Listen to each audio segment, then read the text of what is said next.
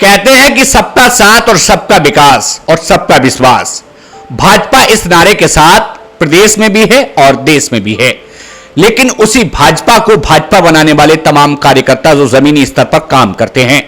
मेरा नाम देव है। लगातार मैं आपको एक के बाद एक शख्सियत से मिलवा रहा हूं और उस शख्सियत के क्रम में हमारा कैमरा कुछ ऐसे नेताओं तक पहुंचता है, कुछ ऐसे नौजवानों तक पहुंचता है जो अपनी कहीं ना कहीं पकड़ को बनाए हुए हैं, मेहनत कर रहे हैं, पार्टी के साथ जुड़े हैं और अपने क्षेत्र समाज की सेवा कर रहे हैं।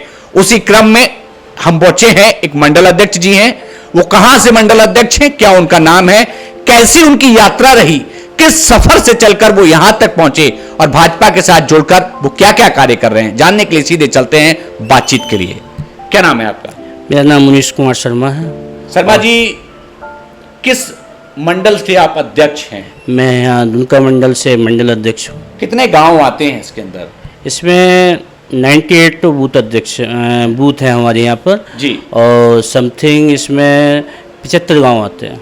75। हम पार्टी की बात करें, राजनीति की बात करें, उससे पहले मुनीश शर्मा की बात कर लेते हैं। जी जी जी।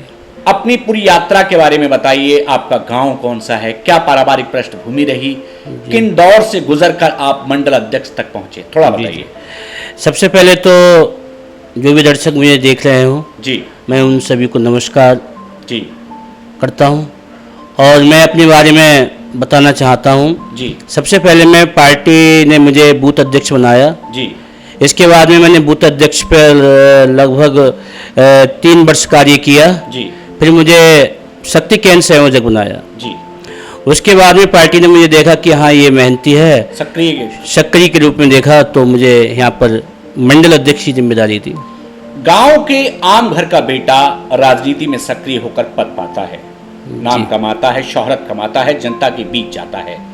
थोड़ा परिवार के बारे में बताइए, घर का माहौल क्या था जब आप राजनीति में आए? मेरे पापा जो थे एक किसान थे, खेती किसानी करते थे और जो आर्थिक स्थिति वो इतनी मजबूत नहीं थी जी, लेकिन हमारे पापा ने एजुकेशन के मामले में हमें पढ़ाया। जी, शिक्षा के मामले में मैं एमएससी मैथ से हूँ। जी, ये बढ़िया बात है। हाँ, उसके बाद में मैंने फतेह पश्चिम में एक लक्ष्य कोचिंग सेंटर था वो चलाया। जी, शिक्षा से जुड़े रहे। शिक्षा से जुड़ा रहा मैं। उसके बाद में जब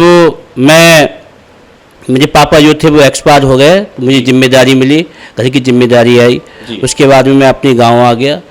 फिर मैंने यहाँ फिर मैंने यहाँ एक प्राइवेट स्कूल में पढ़ाया। जी, पढ़ाने के बाद में मुझे लगा कि अपना ही कुछ काम करना है। जी, तो मैंने एक प्राइवेट स्कूल अपना चलाया। जी, उसके बाद मुझे लगा कि मुझे राजनीति में भी सक्रिय होना चाहिए। जी, तो फिर मैं सबसे पहले यहाँ बूथ अध्यक्ष बना और उसके बाद शक्ति केंद्र संयोजक। फिर मुझे पार्टी ने एक नई जिम्मेदारी दी, मंडल अध्यक्ष की।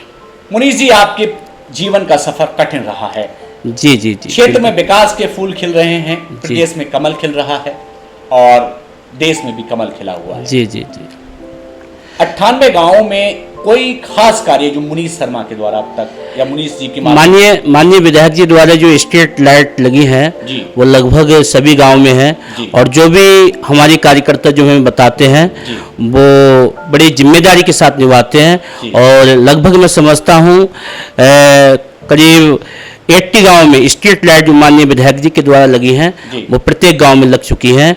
बाकी जो गांव शेष रह गए हैं वो भी वहां पर भी स्ट्रीट लाइट लगने का काम हमारी पार्टी। 2027 सामने है, 2027 में कमल खिलेगा, पक्का खिलेगा।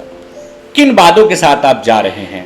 जमीन पर आप काम करते हैं, जनता का क्या रिस्पॉन्स है? देखिए, सर्वजन हिताय सर्वजन सुखाय पार्टी जो है सभी को साथ लेकर चल रही है, चाहे वो किसी भी कास्ट का हुआ, चाहे वो ब्राह्मण हुआ, ठाकुर हुआ, राजपूत हुआ, सर्वजन हिताय सभी पर काम कर रही है। ऐसा नहीं है हमारी पार्टी कोई भी विकास करती है तो एक जाति विशेष को लाभ मिलता हो, यहाँ सभी को लाभ मिलता है, इसीलिए सबका विकास, इसीलिए 2027 में भी कमल खिलेगा। अन्य पार्टियां दावा कर रही हैं कि इस बार कांटे की टक्कर है। कहीं नहीं है, कहीं टक्कर नहीं है। 2027 में डायरेक्टली बहुत ही मतलब बहुत ही वोटों से जीत होगी। आप मंडल के अध्यक्ष हैं, जमीन पर काम करते हैं और जमीन पर जो काम करता है उसके पास पूरा सच्चाई का डाटा होता है।